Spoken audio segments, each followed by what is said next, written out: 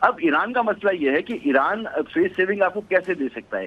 آپ نے حملہ آور آپ ہیں اور سیز فائر کا مطالبہ آپ ایران سے کر رہی ہیں. جو حملہ آور ہوتا ہے سیز فائر تو اسے کرنا ہوتا ہے, ایران سیز فائر نہیں کر سکتا, تو آپ کو سیز فائر کرنا ہے. پھر آپ غیر مشروط طور پر سیز فائر اور باب اپنا ہرمز کھولنے کی بات کر رہے ہیں. اگر وہ اپنا ہرمز کھول دیتا ہے تو اور اپنی میزائل ٹیکنالوجی کو اور اپنی نیوکلیر کیپیبلٹیز کو سیکریفائز کر دیتا ہے تو وہ گھٹنے ٹیک دے گا. وہ گھٹنے کیوں ٹیکے گا جبکہ وہ اسیمیٹرک وارفیئر میں اس وقت امریکہ سے آگے اور ساری دنیا اس کو تسلیم کر رہی ہے. تو ایران مذاکرات کی میز پر اگر آتا ہے تو وہ کمزوری کی پوزیشن پر کیسے آئے گا؟ ایران کا گھٹنے ٹیکنے کا مطلب ہے کہ اس پورے ریجن میں جو اس کا ایکسس آف ریزسٹنس ہے وہ تتر بتر ہو جائے گا. ایران ایسا کیوں کرے گا؟ ایسا کرنے کا مطلب ہے کہ وہ آج امریکہ کے ہاتھوں تباہ نہیں ہوگا تو کچھ دنوں کے بعد, کچھ عرصے کے بعد خود بخود تباہ ہو جائے گا, دیگر قوتوں کے ہاتھوں تباہ ہو جائے گا. تو ایران یہ نہیں کر سکتا. اب امریکہ جو ہے وہ ڈونلڈ ٹرمپ جہاں تک جا چکے ہیں, اگر وہ اس سے پیچھے ہٹتے ہیں اور ایران کو کوئی کنسیشن دیتے ہیں تو پھر ایران اور امریکہ کی اس جنگ میں امریکہ جو ہے وہ الٹیمیٹ لوزر ہوگا اور وہ سپر پاور کی جو اس کی چھوی ہے وہ بری طرح سے متاثر ہو جائے گی, جو پہلے ہی بہت ہو چکی ہے. تو دونوں کے لیے ایک بندہ ایک فریق دوسرے کی بات مانتا ہے تو وہ پہلے کی شکست ہوتی ہے. اس صورتحال میں درمیانی راستہ نکالنا اس کے لیے ضروری ہے کہ چائنا کو اور رشیا کو انوالو کیا جائے جو کہ گارنٹر بنے.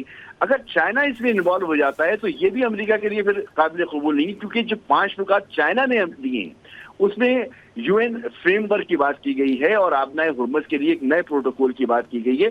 تو مجھے لگتا ہے کہ وہ پورا کے پورے جو 5 پوائنٹس ہیں وہ زیادہ حد تک ایران کی فیور میں چلے جاتے ہیں, اور ایران کہتے ہیں تو چائنا کا اس ریجن میں اثر و رسوخ سامنے آ کر بڑھتا ہوا نظر آتا ہے. تو بہت کمپلیکیٹڈ سچویشن ہے. اس میں پاکستان جو کوششیں کر رہا ہے, میں کہتا ہوں کہ یہ پاکستان اپنے قد سے بڑی کوششیں کر رہا ہے اور الحمدللہ بڑی اچھی کوششیں کر رہا ہے, یا پاکستان نے اپنا قد اتنا بڑھایا ہے کہ وہ یہ کوششیں کر رہا ہے. تو دعا کرنی چاہیے کہ خدا کامیاب کرے پاکستان کو اور دنیا کو محفوظ کرے. ٹھیک ہے, سلیم بخاری صاحب ہمارے ساتھ موجود ہیں. اچھا نہیں, احمد سعید منہاج صاحب آپ سر سن سکتے ہیں مجھے؟ احمد سعید منہاج صاحب ساتھ موجود ہیں؟ اچھا, مسعود رضا آپ کی طرف آتا ہوں دوبارہ. ابھی اس وقت انٹرنیشنل میڈیا نے اس خبر کو اٹھا لیا ہے, یہ ہیڈ لائن بن گئی ہے جو وزیر اعظم شہباز شریف نے پوسٹ کی ہے, تو معاملہ ظاہر ہے اس طرح سے اب ہائی لائٹ ہو رہا ہے. اور وہی بات کہ یہ اتنا سیدھا معاملہ نہیں ہے, صرف ایک پوسٹ نہیں ہے, بلکہ اس کے پیچھے بہت سے یقین دہانیاں, بہت سی کوششیں اس کے پیچھے چھپی ہوئی ہیں. لیکن وہی اولی بات کہ بڑا مشکل ہوگا ان مطالبات سے, ان دھمکیوں سے پیچھے ہٹنا, خاص طور پر ڈونلڈ ٹرمپ کے لیے جو وہ بڑھ کے مار چکا ہے. تو یہ اتنا آسان پروسیس تو نہیں ہوگا نا جی؟ دیکھیں, یہ اب 2 ہی صورتیں ہو سکتی ہیں. یا تو آپ نے ایک چیز اور نوٹس کی ہوگی کہ جہاں ڈونلڈ ٹرمپ یہ بھڑکیاں مار رہے ہیں وہیں جے ڈی وینس جو ہیں وہ مذاکرات کی بات کرتے نظر آئے. جے ڈی وینس جو ہیں اپنے آپ کو ڈسٹنس کرتے نظر آ رہے ہیں. یا تو امریکہ کے اندر ہی ایسی سچویشن بنے کہ باتیں کی گئی ہیں کہ ڈونلڈ ٹرمپ جو ان کا ذہنی توازن درست نہیں ہے اور یہ جس حد تک جلے گئے ہیں یہ صرف دنیا کو تباہ نہیں کریں گے, خود امریکہ کو تباہ کر دیں گے. تو وہاں پر کوئی تبدیلی ہو, یا ڈونلڈ ٹرمپ صدر رہتے ہوئے اگر اپنی چیزوں سے پیچھے ہٹتے ہیں تو وہ امریکہ کو ایک ناقابل تلافی نقصان پہنچا چکے ہیں اور مزید ان سے نقصان ہی پہنچے گا.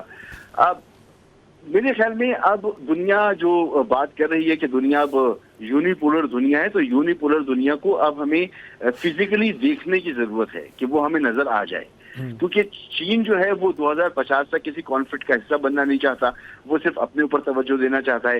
رشیا کی سچویشن ایسی ہے کہ وہ امریکہ کا براہ راست جو ہے وہ حریف ہے, تو وہ کسی مسائلیتی معاملات میں نہیں آ سکتا. تو یہ بھی تو ایک بڑا اہم معاملہ ہے کہ اگر امریکہ نہیں تو اس ویکیوم کو کون فل کرے گا. اس ویکیوم کو فل کرنے کے لیے اگر کوئی قوتیں سامنے آتی ہیں اور کوئی نیا سیٹ اپ بنتا ہے, وہ کہ ٹھیک ہے امریکہ کی ایک بڑی معیشت ہے, ایک بڑی ملٹری مائٹ ہے اس کی, وہ کم بیک کرنے کی صلاحیت رکھتا ہے تو وہ کم بیک کر سکتا ہے. لیکن کون بیچ میں آئے گا, سب سے بڑا سوال یہ ہے. کیونکہ چائنا جس طرح سے پاکستان کوششیں کر رہا ہے, چائنا اس طرح سے ہمیں نظر نہیں آ رہا, وہ کہیں پیچھے موجود ہے.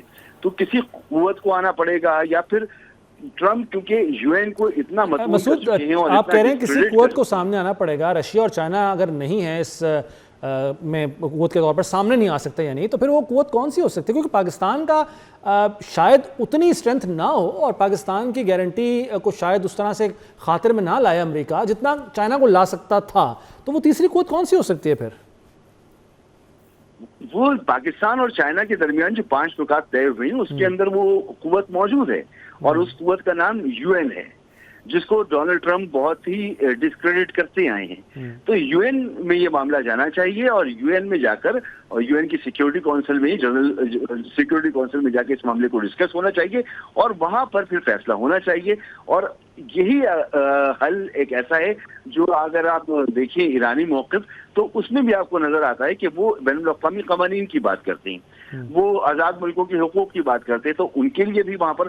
لیکن پرابلم دراصل یہ ہے کہ امریکہ ایران کو ایک نارمل ملک سمجھنے کو تیار نہیں ہے۔ اگر وہ ایک نارمل ملک نہیں سمجھتا، اور وہ سمجھتا ہے کہ جو آزادیاں دیگر ممالک کو حاصل ہیں وہ ایران کو حاصل نہیں ہونی چاہیے، تو پھر یہاں پہ پرابلم ہوتی ہے۔ تو امریکہ کو ماننا پڑے گا۔ یہ تو پہلے دن جب جنگ شروع ہوئی ہے تو دوسرے تیسرے دن یہ طے ہو گیا تھا، اور دنیا کے ماہرین نے کہنا شروع کر دیا تھا کہ امریکہ یہ جنگ ہار چکا ہے۔ اب اس کا نتیجہ ہے کہ آپ اس کا نتیجہ کس صورت میں دیکھنا چاہتے ہیں۔ اگر آپ یو این میں جا کر کوئی ایسا فیصلہ لیتے ہیں جس کو امریکہ یہ کہہ سکتا ہے کہ جی ہمارا فیصلہ نہیں، ہم اس سے اتفاق نہیں کرتے، لیکن کیونکہ دنیا نے یہ فیصلہ کیا اس لیے ہم دنیا کے احترام میں اس کو قبول کرتے ہیں، اس فیصلے کو، اور وہ جس کی پابندیاں انفرادی طور پر ایک ملک کی حیثیت سے جو وہ کر سکتا ہے ایران کے خلاف وہ کرتا رہے، مگر ایران کچھ نہ کچھ گین کر لے گا ایسی صورتحال میں۔ یہ سب سے آسان حل ہے باہر نکلنے کا، جو ایران کے لیے بھی ایک ون ون سچویشن ہوگی۔ ایران کیا گین کر سکتا ہے مسعود؟ وہ جو پابندیوں کا خاتمہ ہے، کیا اس صورت میں گین ایران کو حاصل ہوگا؟ جو ان کے اکاؤنٹس فریز ہوئے ہیں وہ اگر ہم فریز ہو جاتے ہیں، یہ ایران کا گین ہوگا، یا اس کے علاوہ بھی کوئی اور پاسبلٹی ہو سکتی ہے؟ دیکھیے ایران کی جو اس وقت اکانومی ہے پابندیوں کے باوجود بھی، وہ اس نے کوئی $100 بلین کی اکانومی جو اس نے کھڑی کی ہوئی ہے، اور وہ تیل کے بدلے خوراک لیتا ہے، تیل کے بدلے ٹیکنالوجی لیتا ہے، تیل کے بدلے ڈیولپمنٹ لیتا ہے۔ تو ایک تو اس کی یہ بڑی قوت ہے۔ دوسرا یہ کہ اگر وہ آبنائے ہرمز پر اپنا کنٹرول حاصل کر لیتا ہے، جیسا کہ دیگر سوئز کینال کے بارے میں اور دیگر ایسے راستوں کے بارے میں ہمارے پاس مثالیں موجود ہیں، تو وہاں سے اس کو ایک بہت زبردست انکم ہوگی، اور اس کی معیشت جو ہے وہ پھر امریکی پابندیوں کی محتاج نہیں رہے گی۔ اور پھر تیسری بات یہ کہ آج اگر آپ نیو یارک ٹائمز کو دیکھیں تو اس نے کہا کہ اس 40 دن کی جنگ میں ایران دنیا کی ایک بڑی پاور بن کر، ایک گرینڈ پاور بن کر سامنے آیا۔ تو اب دنیا کو تسلیم کرنا پڑے گا کہ ایران نہ صرف ایک بڑی معیشت ہے، $100 ارب کی معیشت جو ہے وہ چھوٹی معیشت نہیں ہوتی، اور ایک بڑی فوجی قوت کے طور پر بھی سامنے آئے گا۔ پاکستان نے جب یہ تو مسعود یہ تو قطع کلامی ہوگی، لیکن یہ فوجی قوت کے طور پر سامنے آنا، معیشت کا بہتر ہونا، یہ تو کسی صورت قابل قبول نہیں ہو سکتا اسرائیل کو۔ تو اسرائیل سے بڑی بات ہو گئی ہے ذیشان صاحب، یہ اسرائیل، یہ معاملہ جو ہے اسرائیل سے بہت بڑا معاملہ ہے، کیونکہ اس سے صرف ایک نہیں کئی ممالک بلکہ پوری دنیا سے متاثر ہو رہی ہے، اور اسرائیل پوری دنیا کے لیے اتنا اہم نہیں ہے۔ اور امریکہ میں جب خود یہ کہا جا رہا ہے کہ اسرائیل کی جنگ ہم نہیں لڑ سکتے، اور وہاں پہ یہ آوازیں اٹھ رہی ہیں، تو دیگر ممالک، یورپ کیوں نہیں ساتھ کھڑا؟ یورپ اسی لیے ساتھ نہیں کھڑا ہوا کہ وہ سمجھتا ہے کہ یہ غیر قانونی جنگ ہے، اسرائیل کا ایجنڈا پورا نہیں کرنا چاہتا یورپ۔ تو یہ معاملہ اب اسرائیل سے بڑا معاملہ ہے، یہ اس کو اس طرح سے دیکھنا چاہیے کہ اب اسرائیل چاہتا کیا ہے اور کیا نہیں چاہتا یہ میٹر نہیں کرتا تھا۔ اچھا، آپ آنے والے دنوں میں ایک منظرنامہ کیا دیکھ رہے ہیں؟ اگر ہم تو ویسے امید کر رہے ہیں اور دعا بھی کر رہے ہیں انشاءاللہ جنگ بندی ہو اور امن قائم ہو، کیا نیٹو کا خاتمہ، کیا ایک نیا بلاک بننا، عالمی بلاک بننا، کیا امریکہ کی جو اس وقت سچویشن ہے معاشی طور پر وہاں پہ بہت نقصان اٹھا رہا ہے امریکہ مسلسل اس جنگ کے نتیجے میں، آپ کوئی منظرنامہ بیسیکلی میں جاننا چاہ رہا ہوں کہ کیا دیکھ رہے ہیں، کیا تبدیلیاں دیکھ رہے ہیں آنے والے وقت میں آپ؟ دیکھیں اس جنگ میں اس جنگ کو مسلسل کہہ رہا ہوں کہ یہ ورلڈ وار 3 اس طرح سے تو نہیں جیسے ورلڈ وار 2 تھی، مگر یہ ہائبرڈ طور پر ورلڈ وار 3 ہے۔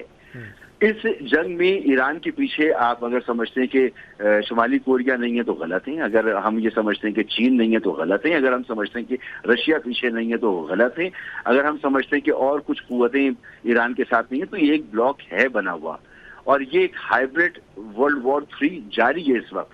گو کہ دیگر ممالک سامنے سرفیس پہ آنے کی ضرورت بھی نہیں ہے، جب ایران ہی نمٹ رہا ہے اور کس طرح سے نمٹ رہا ہے کہ وہ 5th جنریشن ایئرپلین جو ہے وہ گرا رہا ہے. تو یہ کوئی معمولی واقعہ نہیں ہے کہ اگر 5th جنریشن کا جنگی جہاز جو ہے وہ گرا دیا جاتا ہے، اور ایک نہیں کئی گرا دیے جاتی ہیں.